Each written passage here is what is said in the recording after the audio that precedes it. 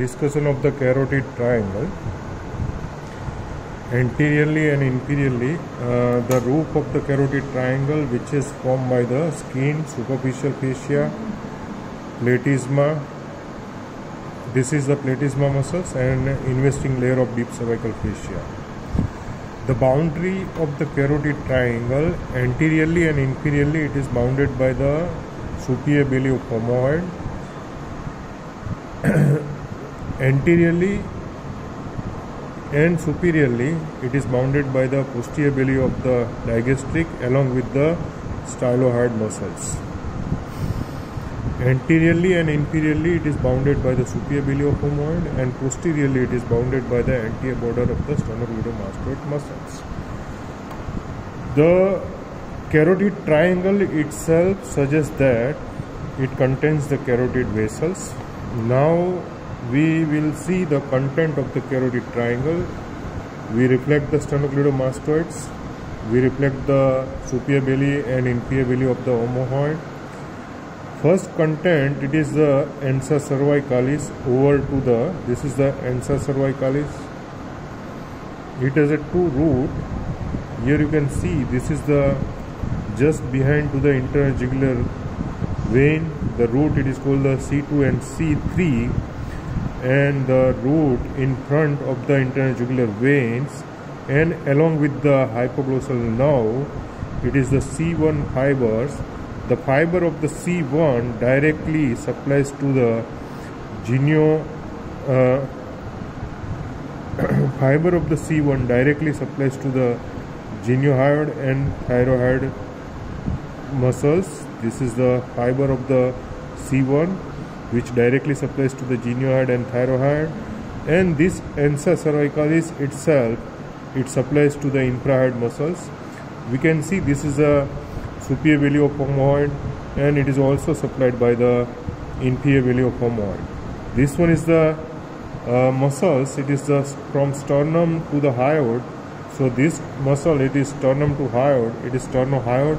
It is also supplied by the branches from the ansa cervicalis. You can see these branches which supplies to the, goes to the sternohyoid, and also it supplies to the sternum to the thyroid. It is called the sternothyroid, and thyrohyoid, it is supplied by the directly branch from the C1 fibers. It supplies to the thyrohyoid and geniohyoid.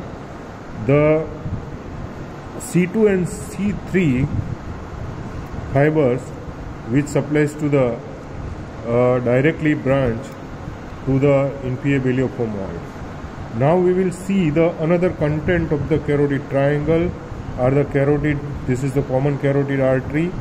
Common carotid artery, it divides into the external carotid artery and internal carotid artery. This one is the internal jugular veins. This one is the vagus nerve. So it contains the carotid cyst. And over the carotid cyst, there is a situation of the ansa cervicalis. Now, which are the branches of the external carotid artery arise from the carotid triangles? So the branches from the carotid triangle, first branch, it is the superior thyroid. The another branch, it is the lingual artery which pierces to the hyoglossus, and it is either pierced or it passes inside the behind to the hyoglossus, and it is goes towards the tongue. Third branch is, it is the facial artery. Here you can see this is the facial artery which is tortuous, and it is goes inside the face. So three anterior emerging artery from the external carotid artery are the first is, it is the superior thyroid, second is the lingual, and third one is the facial. The another content of the carotid triangle, it is the hypoglossal nerves. You can see this is the hypoglossal nerve. We have reflect the posterior belly of digastric and stylohyoid muscles also.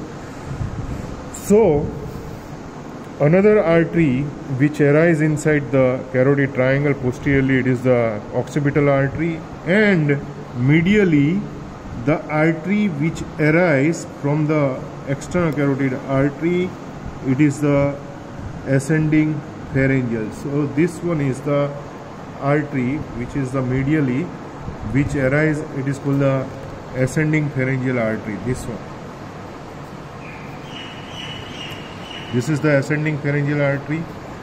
So this high artery which emerging from the carotid triangle, it is the superior thyroid, lingual, facial, occipital, and medially there is a ascending pharyngeal. And then external carotid artery gives the one more branches into the it is the posterior auricular, and then it inside the parotid gland it divide into the superficial temporal and maxillary artery. Another things, the floor of the carotid triangle, which is formed by the anteriorly and superiorly by the hyoglossus muscles. Anteriorly and inferiorly you can see these muscles, it is called the thyroid muscles, and posteriorly behind to these vessels there is a two pharyngeal muscles, it is the middle and inferior constrictor muscles.